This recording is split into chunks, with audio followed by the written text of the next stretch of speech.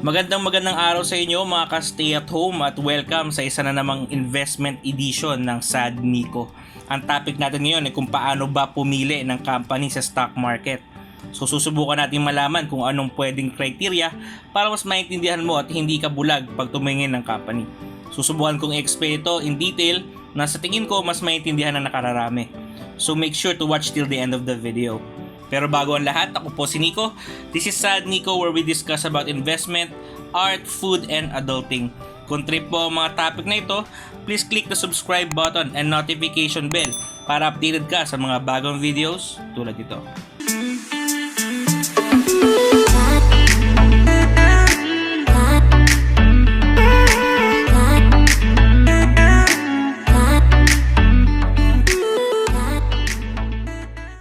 Welcome back mga ka-stay at home.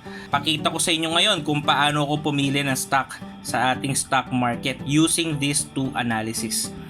Fundamental analysis and technical analysis. First is fundamental analysis. So ano nga ba ang fundamental analysis? Ito ang insight o information na nakikita mo sa isang company. Maganda ba ngayon ang lagay ng company? Kumusta naman ang estado nila? May project ba silang bago? Lugi ba sila this quarter? O kaya naman this year? May plano ba silang expansion for the next 5 years? May kaso ba sila? Kumusta naman yung financial statements and cash flow nila in comparison last year? Yung mga ganyang senaryo ang pwede natin makita in fundamental analysis. Bakit ka naman mag-invest sa isang company na pabagsak na, di ba? Bakit ka naman mag-invest sa isang company na nakikita mo yung ibang branches niya nagsasara na? Pwede natin i-classify ang fundamental analysis into two, either qualitative or quantitative. Qualitative, usually ito yung physical mo nakikita. For example, may expansion. May nakikita kayo na babalitaan ng bagong projects. Yung mga bidding na yan sa government, somehow keep yourselves updated. Meron ba silang in-acquire na company? Or sila ba yung in-acquire? Nagpalit ba sila ng management? Maganda ba yung takbo ng company considering yung economy ngayon? O for example, ngayong COVID, anong mga companies ang sa tingin nyo patuloy pa rin nag-ooperate considering the situation? Ilan dyan ang banks, drugstore, at ang sa tingin ko ang pinakakumita sa lahat, in my own opinion, mga grocery. Lalo na nung nag-panic buying. I think isa sa example nito is Pure Gold. Kung titingnan nyo, bumaba siya February pa lang. Di lang ako sure kung why, pero almost all stock companies bumaba nung March dahil sa lockdown. Probably nag-pull out ang mga investors kaya bumaba. Anyway, makikita nyo yung jump from 28 pesos per share up to 40 pesos per share ngayong May 2020. Well, one way lang yan to take a look sa mga company. Isa pang way under fundamental analysis is quantitative. Ito yung mabibilang mo. Ang example nito ay yung mga financial statements. Maganda ba yung net income nila this year in comparison last year? Lugi ba sila? Bakit sila nag-negative? Isa siguro example nito is Jollibee. We know Jollibee naman is a good company. Nag-expand sila all around the world. In-acquire nga nila yung Smash Burger late 2018 and later 2019, yung Coffee Bean. Pero bakit from 300 pesos per share in early 2019, ngayon currently around 130 pesos na lang siya per share? Yap, naapektuhan din sila ng COVID. Pero other than that, before COVID, pababa na sila. So why? Nag-expand naman sila. Nag-invest sila sa ganito ganyan. Oo, maganda nga yung qualitative analysis mo. But look at the other side of the coin. Check naman natin yung quantitative. Check natin yung mga financial statements. Sa Instagrams, makikita nyo yan dito sa news and disclosure. Hanapin nyo lang. Kung summary lang naman, pwede kayong tumingin sa chart nyo. In fairness naman kay Jollibee, di naman talaga siya negative in 2019. Pero kung titignan mo yung comparison from 2018 and the previous years, malayo-layo ang gap ng net income nila. Imagine mo first quarter of 2018, 1.67 billion. Second quarter, 2.1 billion. Third quarter, 1.93 billion. Annual income for 2018 is 7.77 billion. Pero pagdating ng second quarter of 2019, biglang naging 985.48 million na lang. Based from Business Mirror, yung acquisition nila with Smash Burger as well as the performance of Red Ribbon ang naghila sa financial performance ng company. Probably may doubt din ang ibang malalaking investors nung kinuha ng Jollibee yung Coffee Bean or CBTL, since CBTL posted a loss in 2018. Malaking challenge ito for Jollibee, but in my own opinion, Jollibee is a good company. Hope that they can turn CBTL around.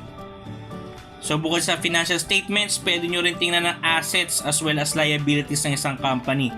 Yung iba dyan, sobrang lalaki ng liabilities, hindi nyo lang napapansin. Puro utang pala sila. So basically, ang conclusion ko for fundamental analysis, it tells you what to buy in a certain point in time. Ang sunod na tanong naman dyan is when to buy. Dyan papasok ang technical analysis. Makakatulong itong technical analysis para matimingan mo yung pagpasok sa isang company na sa tingin mo maganda dahil sa fundamental analysis mo. Ngayon, kung tatalakayin natin ito in depth, medyo matatagalan kasi maraming pwedeng i-consider like highs and lows, vice versa, RSI, MACD, candlestick patterns, etc. So doon lang tayo sa medyo basic para alam nyo lang din kung bago nyo explore ang technical analysis. Ang pwede mong hanapin na pattern yung may higher highs and higher lows. Isang magandang halimbawa ulit si Jollibee from 2009 up to 2019. Although it took 10 years to do it, pero uptrend siya. So ito yung isang example natin. Kung mapapansin nyo, every year higher highs and higher lows. Ngayon pwede kayong pumasok sa mga higher lows nan. Or kung meron na kayo, pwede kayong magdagdag ng investment. Pero easier said than done. I recommend kung newbie ka, iwasan mo yung mga lower highs and lower lows. Yung kabaliktaran ng trend na ito dahil mahirap sundan. Yung ibang magagaling, nagagawa nila rito ng paraan. Pero iwas muna tayo dyan para di kayo maipit. Ngayon, pwede kayo tumingin ng trend dito sa Instagrams using MA or moving averages. Depende kung gaano katagal yung trend na gusto mong makita. Sa mga hindi nakakaalam po, ang nakasuffix na number sa MA ay ang number of days ng moving average nito. Yung example natin kanina, yung pure gold, from MA 20 to MA 200, kahit papaano bullish na bullish, meaning uptrend siya. Medyo sumablay lang sa MA 20 kasi yung latter part, medyo bumaba na siya. Next naman natin yung price. Anong price ang pwede nyong pasukin para kahit papaano you can buy low and sell high? Alam mo na yung company na gusto mo. Nakita mo na yung trend. Next naman yung price na napili mong stock. Ngayon, kung nakita mo sa trend mo, yung dip, meaning yung high lows nyo sa trend, check nyo yung support 1 and 2 plus yung resistance 1 and 2. Pero may mga chances din na mag-break ang support line, so dito 100% unbreakable. Pwede nyo rin tignan yung trend line. Para mag-a-act din ito as support, ito yung diagonal line as shown like this. Yung mga ganitong senaryo, pwede kayo mag-test buy once magkaroon ulit ito ng upward movement. From here, pwede kayong gumamit ng mga candlestick patterns na pwedeng mag-indicate ng pagiging bullish sa market. Tandaan, hindi rin ito 100% at may chance pa rin bumaba ang isang stock, pero at least kahit papaano pinataas nyo yung chances mo para manalo. Probably we can discuss yung mga patterns in another video. Medyo mahaba lang kung i-discuss pa natin siya isa-isa. Pwede nyo rin i-combine ang RSI and MACD na tinuro ko sa ating vlog number 31 at additional strategies for RSI sa vlog number 45 natin. Anyway guys, medyo masakit sa ulo kung pahahabain pa natin to dahil napakarami pang kailangan matutunan. Tandaan nyo mga ka-stay at home, fundamental analysis tells you what to buy. Technical analysis tells you when to buy. Sa mga bumoto sa poll natin, maraming salamat sa inyo. Di ko lang makita kung sino-sino kayo, pero maraming salamat. For me, ganito ako pumili ng stock, pero depende pa rin ito sa inyo. Bumibili ako, depende kung anong status ng company ngayon. May mga blue chips kasi minsan talaga bababa sila dahil hindi naman laging nasa taas yung mga yan. Yung mga nagsasabi naman na dahil sinabi ni ganito ganyan, ito daw ang maganda bilhin, tingnan nyo din muna yung fundamentals and technical analysis nyo bago kayo bumili. Sasama ng loob nyo kung mali yung sinabi sa inyo. Sisisihin nyo pa yung coach at guru nyo. So better check muna and decide for yourself. At yung mga stock na nasa bottom, check nyo muna kung nag-stabilize yung price nila. May mga times kasi nag-free fall yan at masakit makita na yung binili mo sa baba ay bababa pa pala. So better check muna yung fundamental and technical analysis. Nangyari rin ito sa akin. So ayoko naman mangyari ito sa inyo. Sana marami kayong natutunan ngayon. Don't worry kung may kulang tayong na-discuss. Discuss lang natin ito in the future videos. Kung nagustuhan mo ito, bigyan mo naman ako ng isang thumbs up at pakiclick na rin ng subscribe button para updated ka sa mga bagong videos natin. Ako po si Nico. Maraming salamat sa panonood. Mga ka-stay at home. God bless. Stay safe. Peace.